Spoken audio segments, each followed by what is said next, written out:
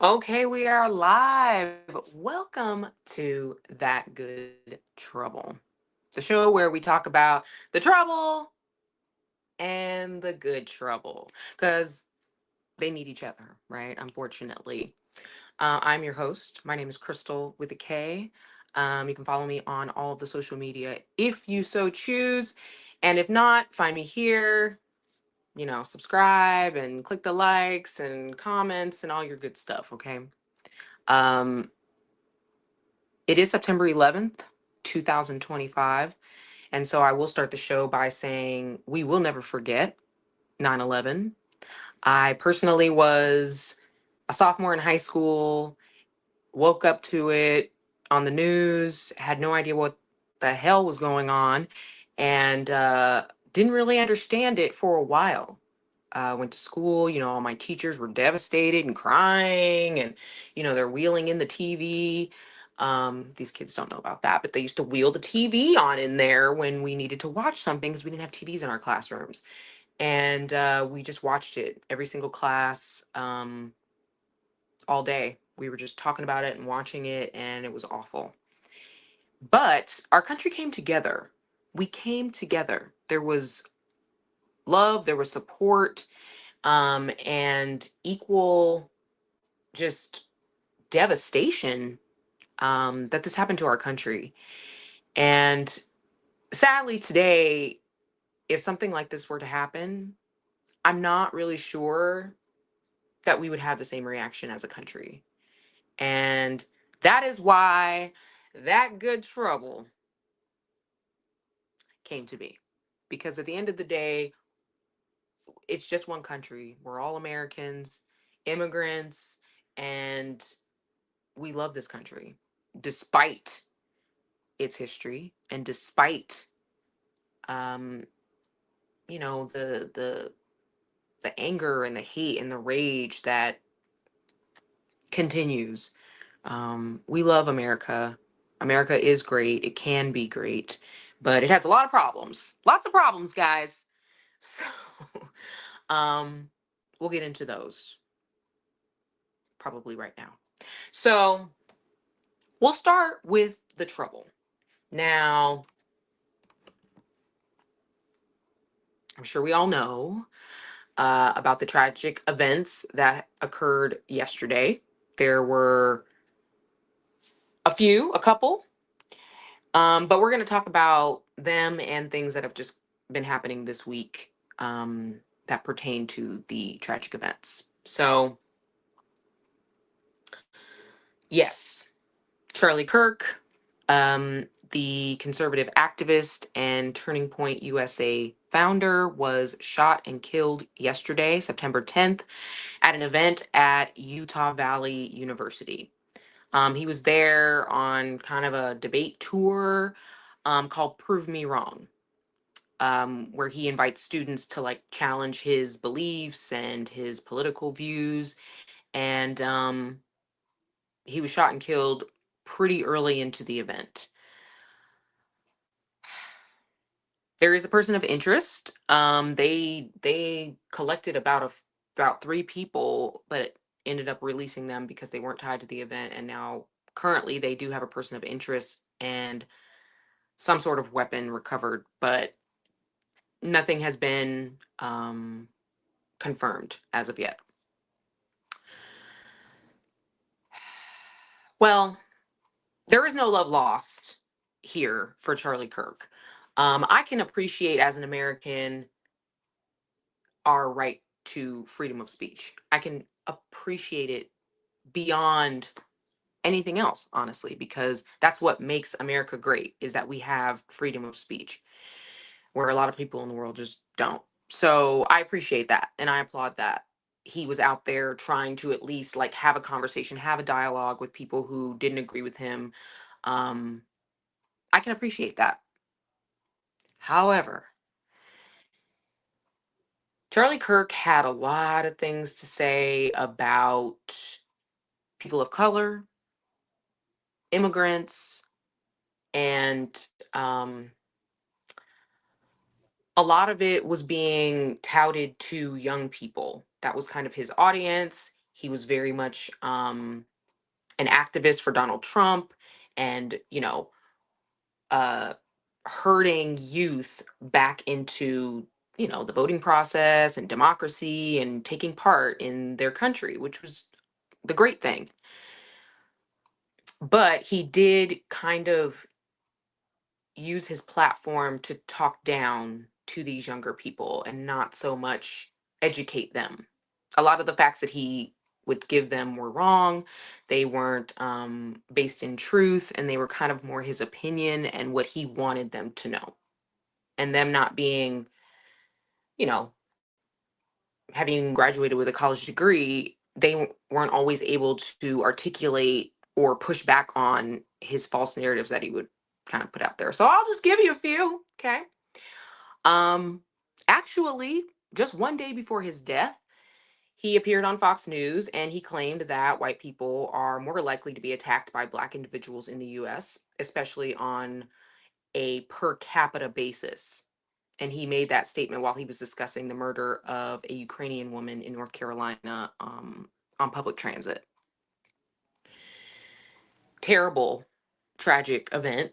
This woman was fleeing from the war in Ukraine and came here for safety and was killed by an American citizen who, to be frank, shouldn't have been out. Had a long um, rap sheet, long history of crime and violence. And so I will put that on our justice system that he shouldn't have been out.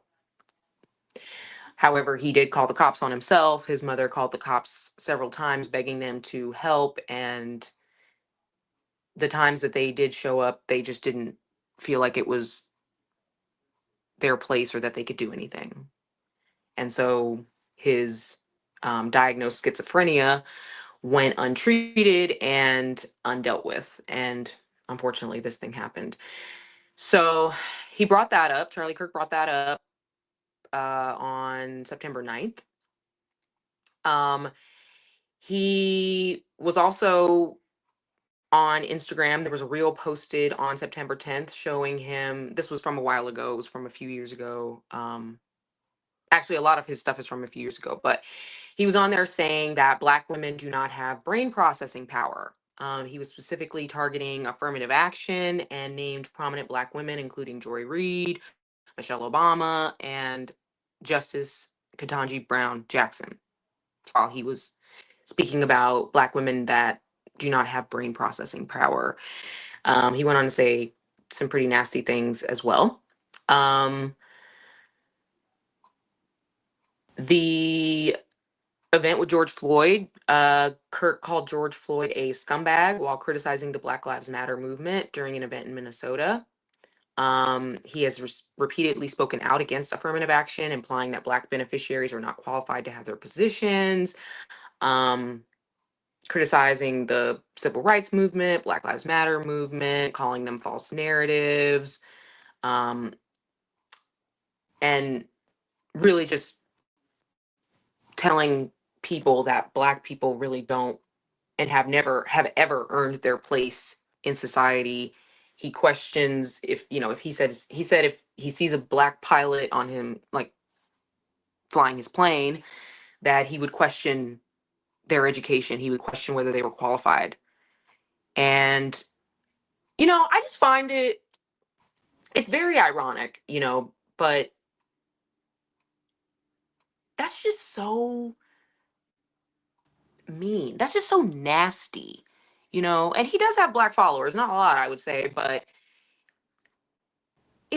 it's a narrative that he was pushing that basically Black people don't deserve anything that they've accumulated in America ever. He never mentions um, any of the massacres that occurred in this country on Black communities that were thriving on their own. Um, he never mentions any of the civil rights leaders and the things that they did. I mean, he mentions MLK and just says that, we shouldn't be following him and he doesn't deserve a day and all these things. So I have to say, unfortunately, What's the saddest, most ironic part was that the moment he was shot, he was actually um,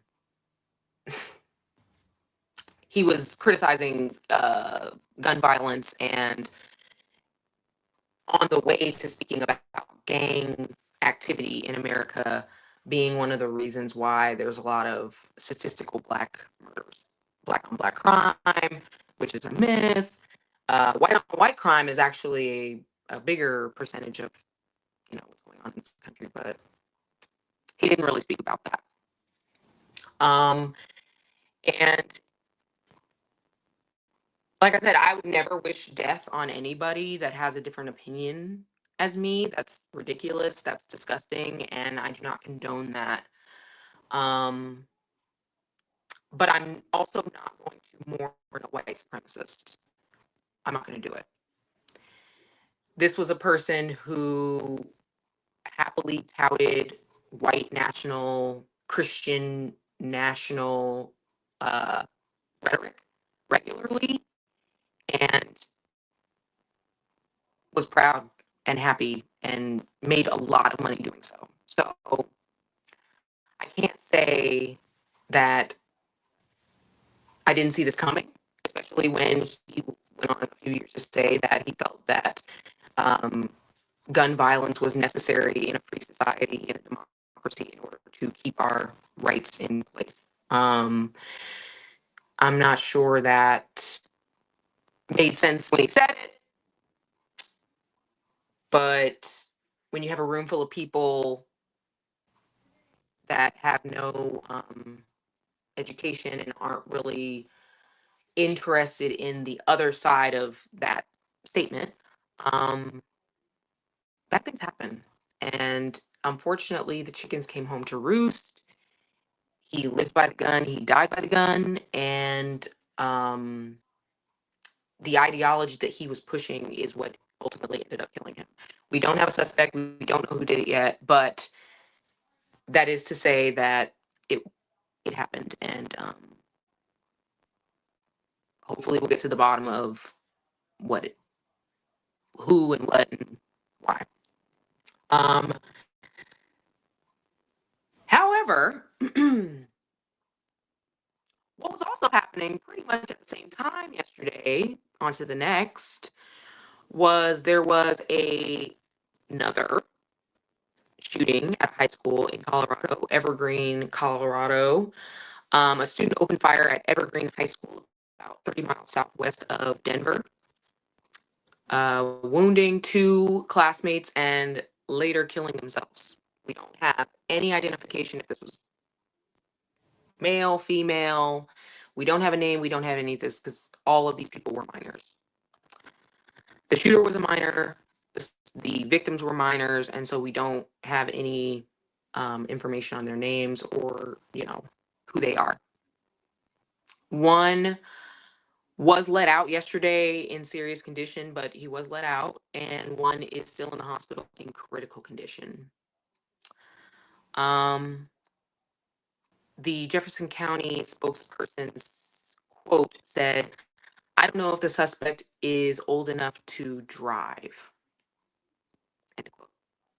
And that's where we are. We are still in a country that protects guns more than it protects people, especially children. And it is open season for these kids sitting in school. I never had to do a active shooter drill in my life, even to this day, but definitely never in high school. We had fire drills, we had earthquake drills, you know, stop, drop, and roll. If you yourself catches on fire, or don't touch doorknobs and open windows, don't use elevators and all these things, but never this. And Columbine took place in 1999, and I graduated in 2004. So even in that 5-year period, it wasn't happening enough that we needed to do this kind of thing. These kids have to do. And that makes me really sad. I mean, it honestly does. It makes me sad and it disgusts me, quite frankly. Because why do these kids have to go through this? So the gunfire broke out about 12:24 p.m., which was actually about an hour after Charlie Kirk was shot and killed. Um, and it really just speaks to the need, the absolute need, the critical need for gun reform in this country. I'm not sure why it's completely not talked about, the fact that all of these other countries in the world, all of these other sovereign nations, all of these other free countries in the world do not have this problem. Canada doesn't have this problem. Mexico doesn't have this problem. We're on the same continent. And yet America, I mean, it's like part of us now. It's like part of our society that school shootings, mass shootings are going to happen on a regular basis. And I just find that to be one of the saddest things in life. I don't know how kids feel going to school. I don't know how I would feel if I was a kid in this day and age going to school every day. I don't think I would want to do it. And I do know that if I ever did have kids, I don't have kids now, but if I did, I would be homeschooling them. I will be homeschooling them. Um, and that is if I even raise them in this country. But if I did and I had to, that's what would happen. I don't trust the government to care, and I don't think that they really do. That's just my opinion, but I don't see where um the care and concern for children and just human beings, human life in this country has taken precedent over gun rights. Gun rights have always been in the Constitution since it was written. But I'm pretty sure there's up to a point. And even back then when they were writing it, what were they talking about? Muskets, bow and arrows. I have no idea. But they weren't talking about AK-47s. They were not. Guaranteed. Okay, so um gun reform is a big issue in this country and we need to do it. We need to do it. Other nations live and survive without free access to guns. And I hate to say it, but had there been some gun reform, it may have saved Charlie Kirk's life. We don't know yet, and we'll never know. But I'll leave it there. So, those two things were happening. And now today, on September 11th, we have three, count them, one, two, three historically black universities currently on lockdown after terroristic threats. Alabama State University, Hampton University, and Virginia State University are all on lockdown because of terrorist threats to the university. The day after a Colorado high school shooting and a conservative media host is murdered on camera. People need somewhere to put their rage, right? People need somewhere to put their rage, and who is the easiest of all scapegoats? The black people. So, Virginia State shared an urgent alert at 8:30 a.m. Eastern Time, declaring the campus closed and advising students, faculty, and staff to check their emails. Um, Terrorist threats shut down the campus operations out of an abundance of caution. So, they're working in close coordination with the appropriate law enforcement agencies to assess the situation and ensure the safety of the students, the faculty, and the communities. Um, Hampton University just canceled classes. Um, they've just ceased activity for the day. And it's an ongoing story. So just please continue to check your media and if you'd like to stay updated on that story. Again, I I hate that Black people unfortunately become the scapegoats. We don't even know who did this to Charlie Kirk yet. We don't even know who the shooter at the Evergreen High School is yet. We literally don't know. But Black people, unfortunately, will always be the scapegoat for white rage. I hate that it's true. I don't want to be saying that. I love white people. I just need that known. But we are always the scapegoat, and it's unfortunate. We're going to find out what happened with all these people and all these stories. So, again, just check your local media and make sure you verify your information. Last bit of trouble for the week. Those Epstein files, man, those pesky Epstein files, y'all. Well, um, the Senate had a vote yesterday, and they basically were voting on the release of the Epstein files because we need both the Senate and the House to do this so that they can form a law and they can send it to President Trump, and he probably won't sign it. He'll probably veto it. But nonetheless, so there was a vote, and the Republicans blocked the Senate vote, the vote to even release the files. They blocked. So all but two Republicans blocked this vote. Um, you know, Republicans are a strange species, I'll say. They don't want these files out. Now, I don't know if that's because they personally don't want them out or if it's because Trump doesn't want them out and they are, obviously like covering for him. I'm sure it's the latter. Because if this happened to one of their daughters, if this happened to anybody's daughter, you would want to know. You'd want those files released and you'd want these people prosecuted.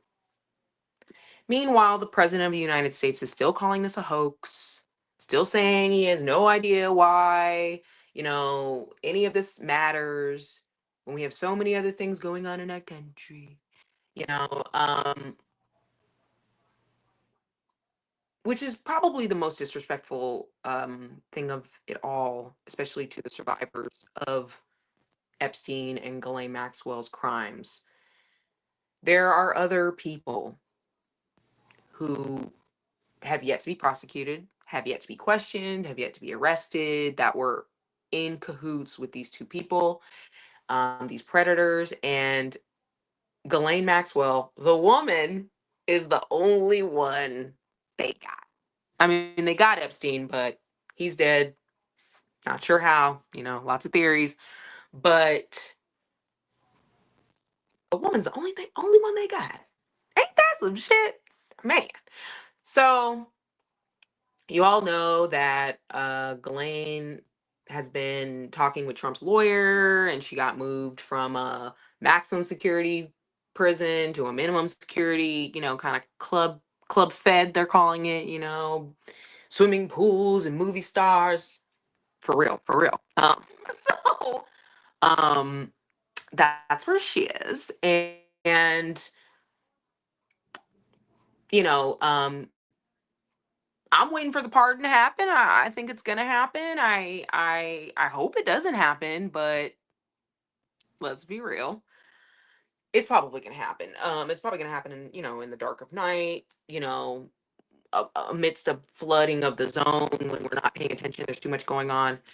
Um, do not let them distract you. Do not get distracted by the things going on. Even this Charlie Kirk thing. We can't let it distract us from our true intentions, which is to get the Epstein files released, get justice for these freaking women, and get these pedophiles behind bars. I don't care who the pedophiles are. I want to know every name. I don't care if it's somebody I thought I loved. I don't give a fuck anymore. Like the idolization of celebrity and all that, that's going out the window. Like we have to move on from that as well. These people are just people. And yes, we love them and their talent and their charisma and their sexiness and stuff, but if they doing wrong, that's it. That's it. Right? Just saying. So, um, all right. I think that was enough. That was enough trouble. My God. We just can't get away from it. And so now we move on to that good trouble. That good trouble. Okay, so the first bit of good trouble is that Kendrick Lamar has won an Emmy, an Emmy for his Super Bowl performance. That's amazing. That's amazing. And if it had been anybody else, I was gonna rage. Okay, I don't think anybody else came close. Okay, I liked Beyonce's little show. I liked her outfit. I loved it, but it was not.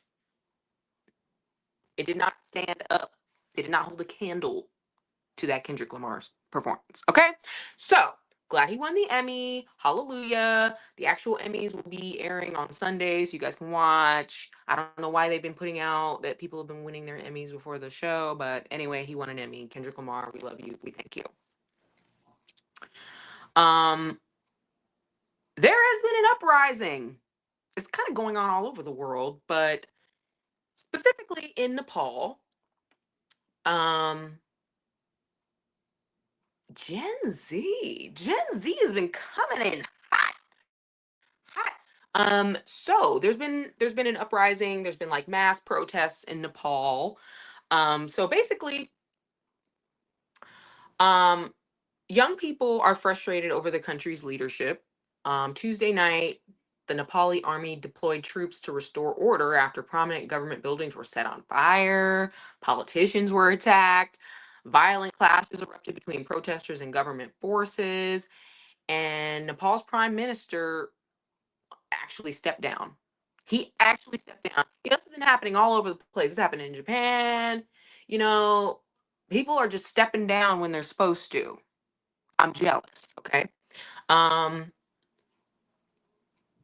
he stepped down, amid all of the fallout, and at least 19 people have been killed in the protests, and more than 200 people have been admitted to the hospital due to injuries. So basically, frustrations have been mounting among the young people in Nepal over like the country's unemployment and their wealth gap. Sound familiar? Um, their their unemployment rate was at like 12.6%, which is a lot because it's not a big country, right? So leading up to the protest, the hashtag Nepo baby, ooh, I like that one, had been trending in the country largely to criticize the extravagant lifestyles of local politicians' children and to call out the corruption. Then last Thursday, Nepal's government imposed a ban on most social media platforms. So they're trying to silence the media in Nepal. That includes Facebook, X, WhatsApp, and YouTube. So yeah, you can't shut down Gen Z's internet, bro. Like you can't. That's like their portal to life. So officials said the move was the result of these companies failing to formally register with the government. Wah, wah, wah. Okay. YouTube doesn't need your permission. I mean, I guess technically they do, but it's nasty. It's nasty work. Some viewed the ban as a threat to free speech, while others were worried how it would disrupt communication with loved ones working abroad. And this is according to NPR. So a lot of people have left Nepal, and like in general, 741,000 people left between 23 and 24 to find employment like in other countries. So it's pretty bad over there. And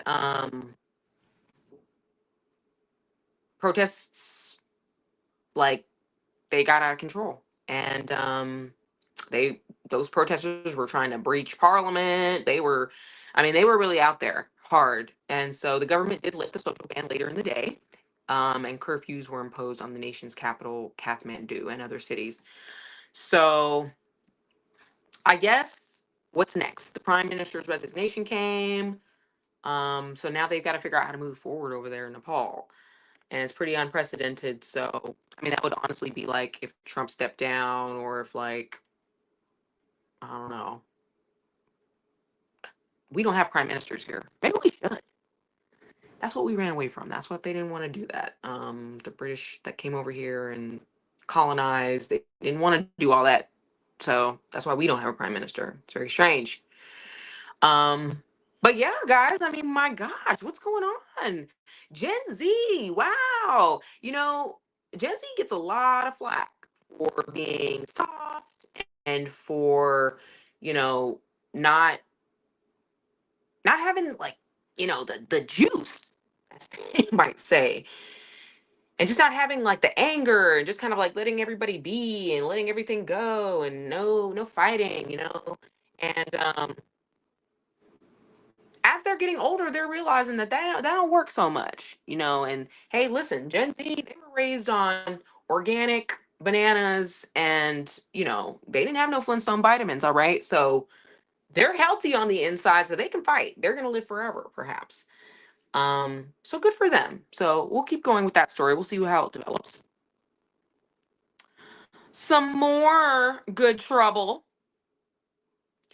The UK ambassador was fired over links to Epstein. Well. You know, I just, why is this happening? Okay, so a man by the name of Lord Mandelson was fired over his friendship with Jeffrey Epstein, before he was appointed as the UK's ambassador to Washington. So the prime minister sacked him on Thursday following the publication of messages he exchanged with Epstein in 2008, while the financier was facing charges for soliciting sex with a minor. The government said the move followed the emergence of emails showing the depth and extent of the pair's relationship, which was materially different from that known of at the time of his appointment. So they got him, talking to him, talking about fight for early release and I think the world of you, and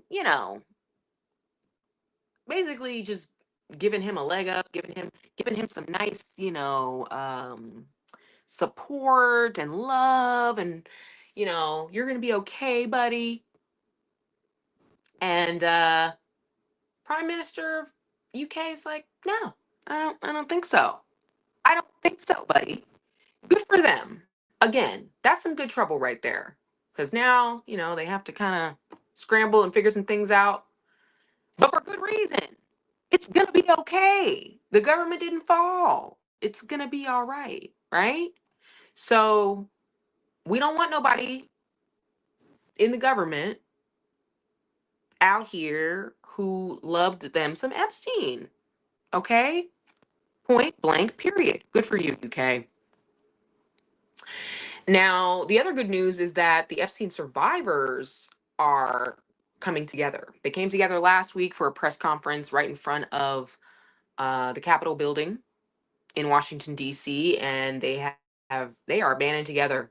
Okay, they came together to basically, I mean, I don't even think a lot of them even knew each other, because they were all kept separated. They weren't allowed to like be together and talk and try to, figure out what the hell was actually going on with them. They were children, they were teenagers.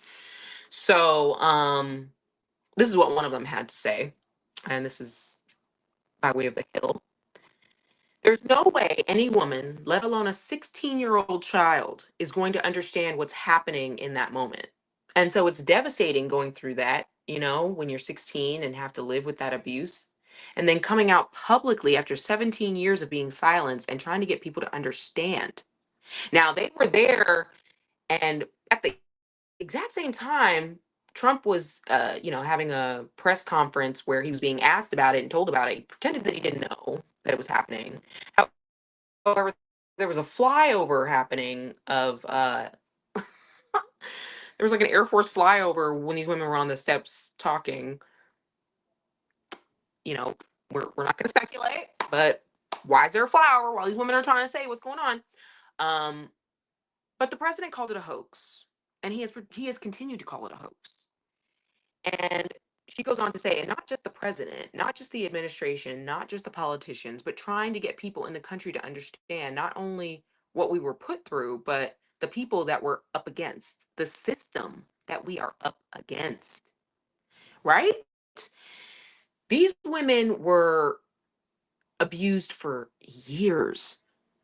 over 10 to, like, some of them saying like 10 to 15 years they were abused by these people. And, you know, Trump basically is just like he hadn't thought about it. They were asking him, they were actually pleading with him to meet with them.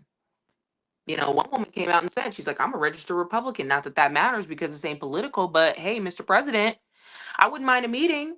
Wouldn't mind sitting down with you and giving you the real scoop about what happened to us because this is not a hoax. This is real trauma. But Trump told reporters he hadn't even thought about meeting with them. I don't like the whole situation with respect to anybody being abused or hurt. However, it's a hoax. I mean, that's what he keeps saying. He's calling it a Democrat hoax at this point, basically blaming the Democrats for bringing it up, even though he's the one that brought it up in his campaign. He got all those Republicans all stirred up and in a frenzy, and now he's dropping the ball and saying it was a hoax. There was a note published this week by the Wall Street Journal, and I believe it's the Wall Street Journal. It was a drawing of a lady, like the out I don't know, outline of a lady's body, whatever, and like the blue cups. And it was just a really creepy little weird poem note. But I don't know. That honestly, I'm not gonna go into that because it's circumstantial and it's weird and it really doesn't even make sense. But the thing was about, his signature at the bottom. And he's denying it's his signature. Oh, it was a forgery, maybe. I don't know. It was for some birthday book for Epstein, so maybe he did it. Like, it just never ends. The gaslighting just never ends. So keep your eye on that, because they definitely want us to forget.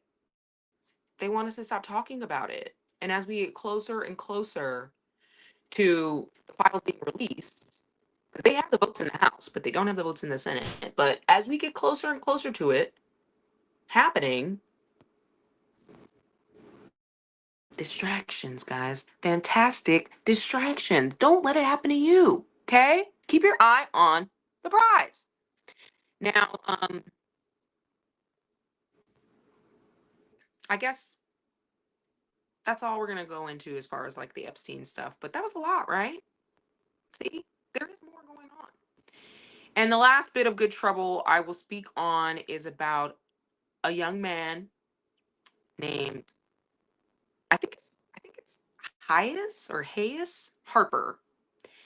He's with Students Demand Action. He's an 11-year-old activist, and he is calling for gun reform. He is out in front of his school protesting today for gun reform for him and his fellow peers. The kids are protesting. The kids are not all right. Okay? The kids. So I give Heise Harper, you get the Gold Star Good Trouble Award of the day because maybe if they hear from these kids, maybe some legislation will be passed. I doubt it. I doubt it because I don't really think they care about kids. But it's just the right thing to do. And I'm so glad. And I hope more kids join them. I hope we all join them. I hope we continue to support these children who do not want to die just going to school, man. It's not right for them. And they deserve better, quite frankly. So that is our show for today. Short, sweet, cute, just like me. And please like and subscribe. Please follow me at Crystal with a K or at That Good Trouble on Instagram. You can find me on Facebook, Crystal S. Connor, TikTok, Crystal with a K, where I have all my little videos, just kind of breaking down terminology that we're not all sure about. So be looking out for that. Authoritarianism is next. Fascism and communism. Gotta get those out there. We need people to know. Please send me stories. Send me news stories that you want me to talk about, stuff that's going on locally near you, anything local, national, or international that is affecting us all in a big way. I want to know about it and I want to talk about it. with you, because that's really what this is about. You know, I I pride myself on being a gossip. I got biggest gossip in high school and it holds up. It's not really gossip though if it's factual information, right? So follow me.